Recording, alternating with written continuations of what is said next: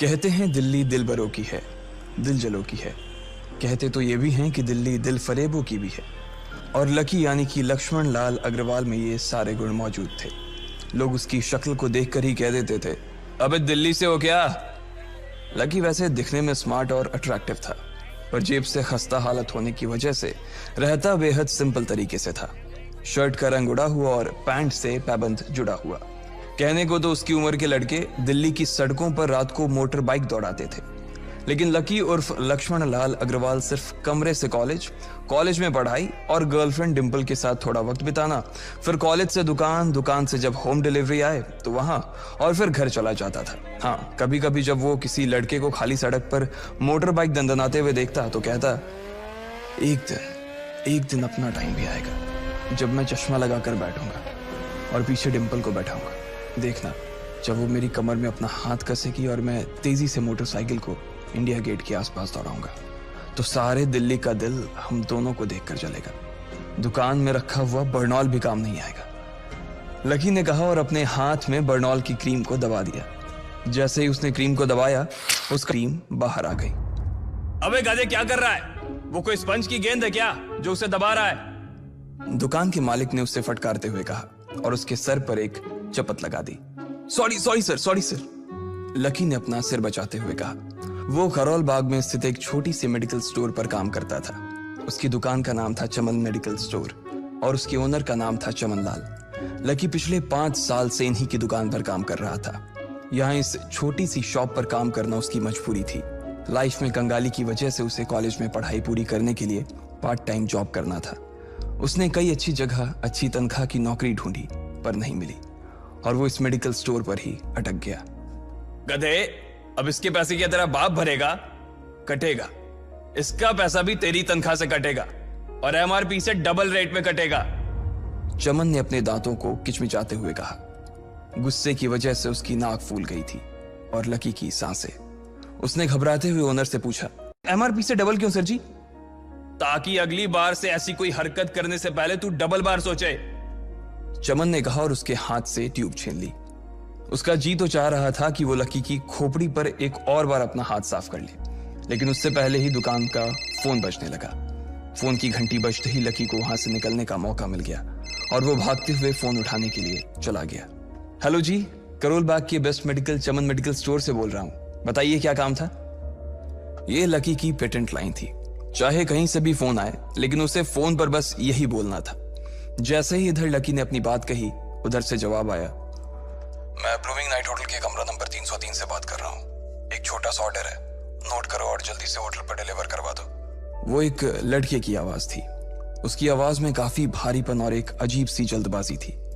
जैसे ही लकी ने वो आवाज सुनी, पता नहीं क्यों उसे वो आवाज जानी पहचानी सी लगी।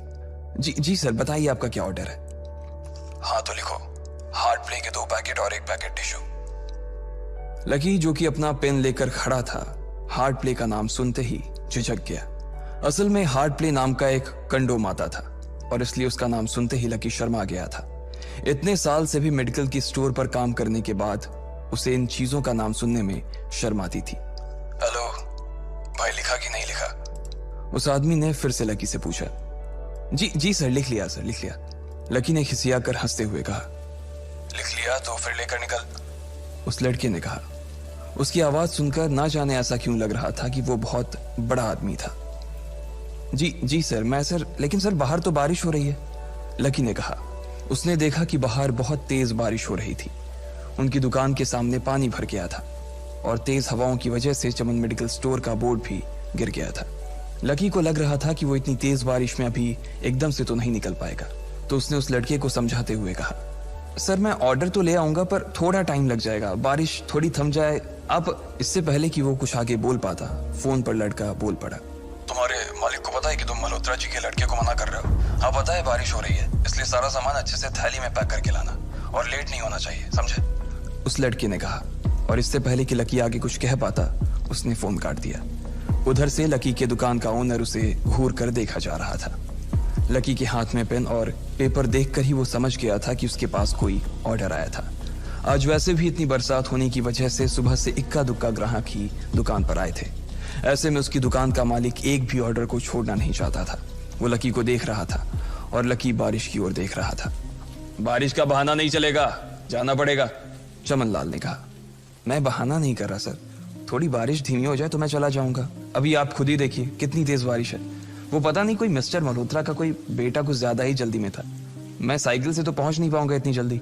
लकी ने उनकी ओर देखते हुए कहा। क्या कहा? मिस्टर मल्होत्रा जी का बेटा? तू मेरी दुकान बंद करवाएगा क्या? अभी क्या भी निकल उनका ऑर्डर लेके, वो हमारे बहुत पुराने कस्टमर है, चमन ने कहा। पर लकी ने कहा ही था कि चमन बोला। पर कुछ नहीं, तू मेरी मोटरसाइकिल ले जा, उसने गुस्से में कहा। अरे सर जी, 200 के ऑर्डर में मुश्किल से 40 रुपए बचेंगे, इससे 3 गुने का तो पेट्रोल ही लग जाएगा, और अगर गाड़ी रास्ते में बंद हो गई तो अलग से खर्चा, लकी ने समझाते हुए कहा। वो जानता था कि उसका मालिक इन सब बातों पर ध्यान नहीं देने वाला। चमन लाल बोला। कोई बात नहीं, तू जा, चाहे जो हो जाए ग्राहक नाराज नहीं होना चाहिए, और वैसे भी वो मल्होत्रा जी का बेटा है। चमन लाल ने मोटरसाइकिल की चाबी लकी की ओर उछालते हुए कहा। लकी ने चाबी ली। उसे देखकर उसके अंदर मिक्स फीलिंग आ गई। एक तो वो बहुत खुश हुआ कि बड़े दिनों बाद बाइक चलाने को मिलेगी, पर वहीं दूसरी तरफ दुखी इसलिए हुआ कि बाइक मिली भी तो ऐसी तेज बारिश में, अगर खराब हो गई तो इसकी चपत भी उसके सिर पर ही पड़ेगी। वो मुंह लटकाकर रेनकोट और हेलमेट पहनते हुए वहां से निकल गया। बाहर आकर बाइक को देखा तो लकी ने मन में सोचा, चलो ठीक है, जो होगा देखा जाएगा, कम से कम बाइक तो चलाने को मिल रही है। दरअसल लकी इतने साल काम करने के बाद भी अपने लिए एक मोटरसाइकिल नहीं ले पाया था। लकी की तनख्वाह ही इतनी भर थी कि सिर्फ उसके कमरे का किराया, उसकी साइकिल में डालने वाली हवा का खर्च, बिजली पानी का बिल और डिम्पल के साथ महीने में 1-2 बार बाहर खाने का खर्चा ही निकल पाता था। उसे डिम्पल की कही बात अक्सर याद आती थी। लकी, अगर अगले 2 महीने में तूने बाइक नहीं खरीदी ना तो मैं तेरे से ब्रेकअप कर लूंगी, देखना। असल में डिम्पल को लकी के साथ बाइक पर घूमने की बड़ी तमन्ना थी। लकी की इस उजाड़ जिंदगी में एक वही तो थी जिसके लिए जिंदा रहने को उसका जी चाहता था। जब भी वो उससे बाइक की बात करती तो लकी डिम्पल की इस बात को हंस कर टाल देता था। वो अपने मन में इस बात को अच्छे से जानता था कि डिम्पल उससे बहुत प्यार करती थी और वो उससे कभी छोड़ कर नहीं जा सकती थी। वो दोनों एक दूसरे में ऐसे घुले मिले थे जैसे बादल बरसात में घुल जाती है। लकी को डिम्पल बहुत पसंद थी और वो उसके लिए दुनिया जहां की खुशियां खरीद कर ला देना चाहता था। वो चाहता था कि एक दिन वो डिम्पल को प्लेन में बैठाए, लेकिन उसके ये सब ख्वाब इस कम तनख्वाह की नौकरी की वजह से कभी पूरे नहीं होने वाले थे। पर आज उसके पास एक मौका था। वो डिम्पल को अपने साथ इस बारिश में राजपथ घुमाना चाहता था। वो उसे दिल्ली दिखाना चाहता था। चमन लाल को देने के लिए उसने पहले से ही बहाना सोच रखा था। बस जल्दी से वो ये डिलीवरी देकर सीधे डिम्पल के पास ही जाने वाला था। उसने होटल ब्लूमिंग नाइट के बाहर मोटर बाइक पार्क की और सीधे होटल के अंदर चला गया। लकी ने रिसेप्शन पर पहुंचकर नमस्ते करते हुए रिसेप्शनिस्ट को बोला, जी मैं चमन मेडिकल स्टोर से आया हूं, रूम नंबर 303 का ऑर्डर था सर। रिसेप्शन पर खड़ा आदमी उसके हाथ में काली थैली को देखकर समझ गया था कि उसमें क्या था और वो मंद ही मंद मुस्कुराते हुए बोला, 3rd फ्लोर पर है, लिफ्ट से चले जाओ, रेनकोट यहीं उतार देना। जैसा उस आदमी ने कहा लकी ने ठीक वैसा ही किया और लिफ्ट में चढ़ने के कुछ ही देर बाद वो 3रे माले पर पहुंच गया था। वो रूम नंबर 303 के बाहर पहुंचा और उसने डोरबेल बजाई। जैसे ही दरवाजा खुला लकी ने थैली आगे बढ़ाते हुए कहा, नमस्ते, मैं चमन मेडिकल स्टोर से लकी, ये आपका। इससे पहले कि लकी आगे कुछ कह पाता उसकी आंखें फटी की फटी रह गई थी। उसने अपने सामने जो देखा उसके बाद उसे ऐसा लगा कि बंद छत के नीचे भी उसके ऊपर आसमान से आकर एक जोरदार बिजली गिर गई थी। उसके सामने एक लड़की खड़ी थी। वो लड़की और कोई नहीं बल्कि उसकी गर्लफ्रेंड डिम्पल ही थी। उसने एक पर्पल कलर का नाइट गाउन पहन रखा था। उसके काले घने बाल गीले थे और उसने उन्हें अपने कंधे पर फैला रखा था। उसकी खुशबू से ही ये चीज साफ पता चल रही थी कि वो अभी अभी नहा कर आई थी। डिम्पल, तुम यहाँ क्या कर रही हो? लकी को अपनी आंखों पर विश्वास ही नहीं हो रहा था। उसने 2 बार अपनी पलकें झपका कर देखा, लेकिन दोनों बार ही उसे अपने सामने डिम्पल ही नजर आई। तुम यहाँ क्या मेरा पीछा करते हुए आए हो लकी? डिम्पल ने उल्टा उसी के ऊपर पलटवार करते हुए कहा। लकी को देखकर उसके दिल की धड़कन भी तेज हो गई थी। उसे उम्मीद नहीं थी कि लकी यहाँ आ जाएगा। उसने ना तो सुबह से उसे फोन किया था और ना ही उसके मैसेज का कोई जवाब दिया था। वो अपने मन में सोचकर बैठी थी कि वो अगले दिन खुद ही उससे मिलकर बोल देगी कि उसकी तबीयत खराब थी। डिम्पल बेबी, क्या हो गया? किससे बात कर रही हो? अचानक से एक गबरू जवान सा लड़का दरवाजे के पास आकर खड़ा हो गया था। उसने बनियान पहन रखी थी। लकी उसे पहचान गया था। साले राहुल के बच्चे, तेरी हिम्मत कैसे हुई मेरी डिम्पल को हाथ लगाने की? लकी ने जैसे ही राहुल को देखा उसके तन बदन में मानो आग सी लग गई थी। वो उसे इस वक्त इतना बुरा मारना चाहता था, इतना बुरा पीटना चाहता था, जिसकी कोई हद सीमा नहीं थी। लकी जिस कॉलेज में पढ़ता था, राहुल और डिंपल भी उसी में पढ़ते थे, और वो कॉलेज राहुल के फादर का ही था। डिंपल ने राहुल के पिता की एक कंपनी में जॉब पकड़ ली थी और राहुल उस पर बहुत लाइन मारता था। लकी ने 1-2 बार डिंपल को उससे दूर रहने के लिए भी कहा, लेकिन डिंपल ने उसे यह कहकर टाल दिया था कि वो सिर्फ अच्छे दोस्त थे। आज भी इससे पहले कि वो आगे बढ़ता, डिंपल उन दोनों के बीच आ गई। रुक जाओ, डिंपल ने गुस्से में कहा और लकी के सीने पर हाथ रखकर उसे रोक दिया। लकी लंबी सांसें ले रहा था और कुछ ही सांसों के बाद उसका गुस्सा शांत हो गया। अब डिंपल के पास भी छुपाने के लिए कुछ नहीं था, इसलिए उसने लकी से कहा, लकी, आज से तुम्हारा और मेरा ब्रेकअप। ब्रेकअप? लकी के पैरों के नीचे से जमीन खिसक गई थी। उसकी आंखें नम हो गई। लकी को उसकी बातों पर विश्वास नहीं हो रहा था।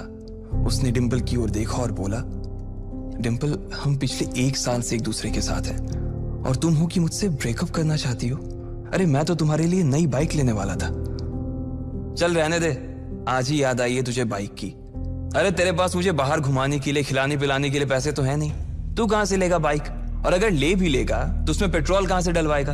तेरी 8,000 रुपए महीने की नौकरी, उसमें होगा ये सब? लोग हंसते हैं मेरे ऊपर जब मैं सरोजनी में तेरे साथ घूमती हूँ। मैं ऐसी लाइफ नहीं जीना चाहती लकी।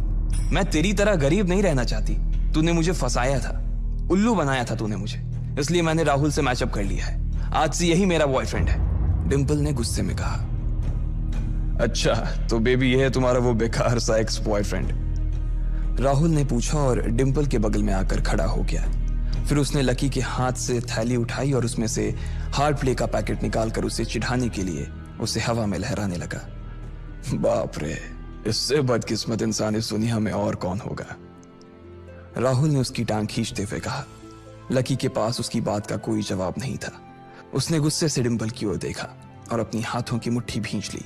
फिर वो वहां से निकल गया। अबे पैसे तो ले जा, सब कुछ फ्री में देता जाएगा क्या? राहुल ने जोर से ठहाके लगाते हुए कहा, लेकिन लकी बिना उसकी बात सुनते ही निकल गया। उसके दिमाग में डिंपल के कहे शब्द गूंज रहे थे। उसने कभी सपने में नहीं सोचा था कि डिंपल उसके साथ कुछ ऐसा भी कर सकती थी। जिस इंसान के लिए वो इतना कुछ करना चाह रहा था, उसे उसकी कोई कदर ही नहीं थी। लकी इतना हताश हो गया था कि बुरी तरह से रोने लगा। इस बार वो लिफ्ट से नहीं बल्कि सीढ़ियों से नीचे उतरा और एक ही एक सीढ़ी उतरने के साथ उसके आंसू आंखों से छलकते जा रहे थे। जब उसकी आवाज सुनकर कुछ लोग अपने कमरे से बाहर आए तो लकी ने तुरंत अपने आंसू पोंछे और तेजी से वहां से भाग गया। उसे जिंदगी में पहली बार प्यार हुआ था और पैसों की कमी की वजह से ना सिर्फ उसका प्यार बल्कि उसकी पूरी जिंदगी बर्बाद हो गई थी। लकी जैसे ही बाहर आया तो उसने देखा कि बाहर अंधेरा हो गया था। आसमान में तेज बिजली कड़की और बारिश जो थमी थी एकाएक फिर से झमाझम बरसने लगी। ये देख लकी के थमे हुए आंसू एक बार फिर से छलक गए। उसका दिल बुरी तरह से डूब चुका था, लेकिन उसे इस बात की खुशी भी हो रही थी। आखिर आज उसे डिंपल का असली चेहरा नजर आ गया था। वो तो उसके साथ घर बसाने की सोच रहा था, लेकिन अच्छा हुआ कि उसने पहले ही उसका घर बर्बाद होने से बचा लिया। लकी को दुख तो बहुत हो रहा था, पर उसे यह भी लग रहा था कि उसे आगे चलकर यही दुख उसे खुशी देने वाला था। लेकिन एक चीज थी जो लकी को परेशान कर रही थी, वो थी उसकी माली हालत। उसकी जेब इतनी तंग थी कि उसे फटी हुई जेब की पैंट पहनकर घूमना पड़ता था। कभी कभी तो लकी सिर्फ रोटी खाकर दिन काट लेता था।